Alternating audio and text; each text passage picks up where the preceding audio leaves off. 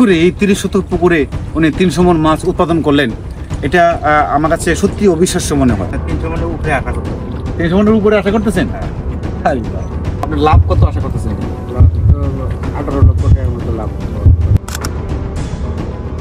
দর্শক আসসালামু আলাইকুম, আমি শুরু করছি মহান সৃষ্টিকর্তা আল্লাহর নামে।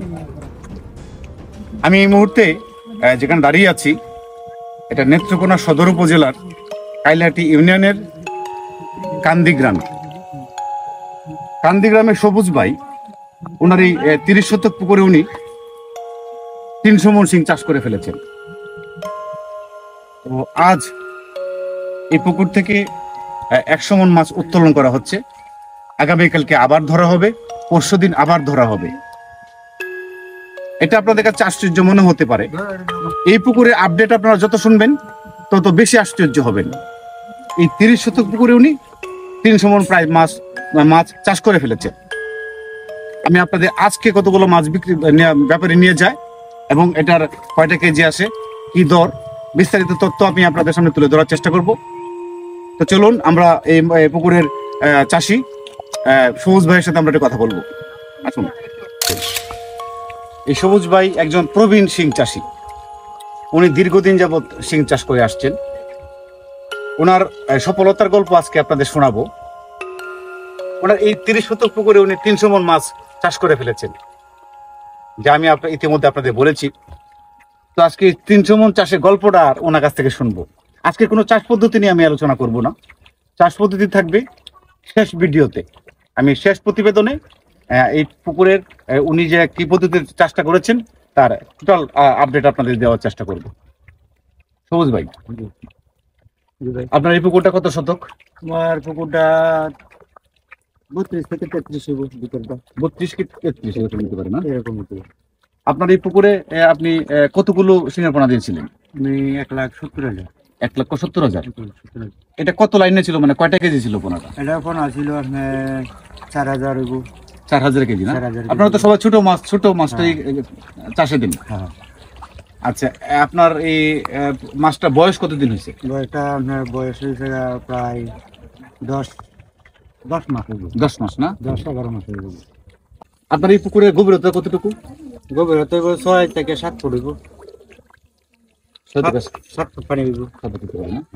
আচ্ছা, আপনার এরপরে তো পানি কম হয়েছে আমাদের। পানি কম হয়েছে, তবে আরো বেশি গভীরতা হলে ভালো হয়। হ্যাঁ, এবার মাটি সারি কাটবো। মাটি কাটাবেন আবার না? হ্যাঁ, মাটি কাটাই। আচ্ছা, আপনারা এই যে এই পুকুরের আপনার টোটাল কত টন খাবার গেছে? 16 প্লাস হইব। 16 টন? হ্যাঁ, 16 এদিকে সেদিকে 16-র উপরে যাইব। তাহলে তো আপনার 300 মণ টার্গেট ঠিক আছে। হ্যাঁ, 300 মণ মাছ হবে কি? 300 মণের উপরে আশা করতেছি। 300 মণের উপরে আশা করতেছেন? হ্যাঁ। যাই হোক, আমি 310 থেকে 15 মণ মাছ হইতে পারে। আচ্ছা, আপনার আপনি কত বেলা খাবার দিতেন পুকুরটাতে? আমি 2 বেলা খাবার দিচ্ছি, একবার সন্ধ্যাবেলা আর একবার 4টার দিকে। ভোর রাত্রে দুইবারে আপনার কত কেজি খাবার খাইতো? 150 কেজি খাবার দিচ্ছি। 150 কেজি? 150 কেজি। আপনি আপনার যে মাছটা আমরা চাষ করে নিয়ে আসছেন এই পর্যন্ত, আপনার যে অধিক ঘনত্ব চাষটা আপনি করছেন, এটা কি অক্সিজেন ফল করছে মাছে কখনো? ফল করছে, আমি তো মোটর দিছি। এরোটা চলছে? হ্যাঁ, এরোটা চলছে। তাও কি ফল করছে? না, এরপরে সমস্যা হচ্ছে। আপনার মোটর ছাড়া অধিক ঘনত্ব চাষ ক্ষেত্রে দেখা যাচ্ছে প্রায় অনেকে পুকুরে দেখলাম যে প্রায় মাছ একটা দুইটা মরে, এরকম সিংহের বেলা এরকম হয় না? অন্য বেলা হয় সিংহের বেলা। আচ্ছা, আপনার এই পুকুরটা কি কতটুকু জায়গা নিয়ে জাল টান দেওয়া হয়েছে? এই যে 3 ভাগের 1 ভাগ টান দিয়েছি। 3 ভাগের 1 ভাগে টান দেওয়া হয়েছে। 1 ভাগ টান দিয়েছি। আর এখন জালটা টান দেওয়া হয়েছে। হ্যাঁ। এখানে আপনার কতগুলো মাছ উঠছে পুকুর জালে? 100 মণ হইব। 100 মণ হইতে পারে? 100 মণ হইতে পারে। কালকে নিব 100, পরের দিন নিব আরেকটা। কালকে 100 মণ নিবে, পরের দিন আবার 100 মণ নিবে। পুকুরটা শেষ দিবেন কবে? এই তো কাল দিন 2 দিন 3 দিন দেরি হইব। 3 দিন দেরি হইতে পারে। 3 দিন দেরি। দর্শক, এই সবুজ ভাইয়ের আলোচনা আপনারা যত শুনবেন তত বেশি আশ্চর্য হবেন। এই জন্যই যে উনি কি করে এই 30 শতক পুকুরে উনি 300 মণ মাছ উৎপাদন করলেন, এটা আমার কাছে সত্যি অবিশ্বাস্য মনে হয়। আপনাদের কাছে অবিশ্বাস্য মনে হতে পারে, জানি আপনারা ব্যাড কমেন্ট করবেন। তথাপি আমি বলছি, আমাদের এই নেত্রকোনা অঞ্চলে অধিক ঘনত্ব শিং চাষের যে মহোৎসবটা চলছে, এটার সবুজ ভাই এবং জাহাঙ্গীর ভাই তারা দুজন এটা বিরাট ভূমিকা রাখে। সবুজ ভাই একাধিক পুকুর রয়েছে, সবগুলো পুকুরে উনি অধিক ঘনত্বের শিং চাষ করছেন। তো এই 300 মণ চাষের যে গল্পটা, এটা সকলের কাছে আশ্চর্য মনে হতে পারে, এটাই স্বাভাবিক। কিন্তু এই মাছটা উৎপাদন করে নিয়ে আসা 300 মণ মাছ 10 মাসে, এটা কিন্তু চারটিখানি কথা নয়। এটা শুনতে যতটা সহজ মনে হয়, আসলে কিন্তু ততটা সহজ নয়। এটা উনি দীর্ঘদিন, এই দীর্ঘ 10টি মাস উনি অক্লান্ত পরিশ্রম করেছেন, রাতের পর রাত নির্ঘুম কাটিয়েছেন উনি। 10 মাসে মনে হয় আপনি রাতে ঘুমান নেই একদিন? না না, আমি ঘুমাইছি না, রাত্রেবেলা তো আমি শুইছি না, রাতে ঘুমান নাই? রাত্রে শুই নেই। আচ্ছা, রাতে বেলা আপনারা কাজটা কি করেন? এই যে খাবার দিতেছি, মাছ কি হইতেছে না হইতেছে সব দেখা যায়। দিনের বেলা তো মাছ খেয়া যায় না, রাত্রে তো আমার খেয়াল না। দিনে মাছ দেখা যায় না? আচ্ছা, রাত্রেবেলা কি রোগটা ধরা পড়ে, সিমটমটা ধরা পড়ে? সিংহের সমস্যা হলে রাত্রি ধরা হয়। সিংহে কোনো সমস্যা দেখা দিলে এটা রাত্রে দেখা যাবে। দিনের বেলা এটা দেখা যায় অনেকেই আবার দেখলাম দিনের বেলা খাবার দিয়ে, দিনে কি পরিপূর্ণ খাবারটা খাইতে পারে মাছে? না। দিনেও তো আমি দিয়া হয়তো খাইতে পারে, কিন্তু আমি দিয়া দিলে অভ্যাস করছি। এই যে আপনাদের পুকুরগুলো ছোট, 30 শতকে আপনি 300 মণ মাছ চাষ করছেন, এই ছোট পুকুরগুলোর সুবিধাটা কি? সুবিধা আছে, মনে করি যে খাবার দিতে সুবিধা, পানি দিতে, সেচ দিতে, ওষুধ দিতে। ওষুধ তো আমি টানা বাড়ি থেকে দিলাই, অর্থাৎ পার থেকে ওষুধ দিতে পারে? পাট থেকে ওষুধ দিতে পারি, কিন্তু এই বন চাষের মধ্যে তো পুকুরে নামার সুযোগ নাই, সুবিধা নাই। আর খাবার দিতে সুবিধা, খাবার দিতে সব মাছ খেতে পারছে, কোনো বেশ কম হইতে সব মাছ সমান সমান হয়ে যাবে। অর্থাৎ সব মাছ খাবার পাইতেছে ঠিকঠাক মতো, মানে ছোট বড় হওয়ার সুযোগ বেশি নাই। আচ্ছা, আপনার এই মাছটা আপনি কি দর বিক্রি করছেন? এটা বিক্রি করছি আমি 15 কেজি বিক্রি করছি 12,700। এর মধ্যে আমার গ্রেড আছে 5 টাকা।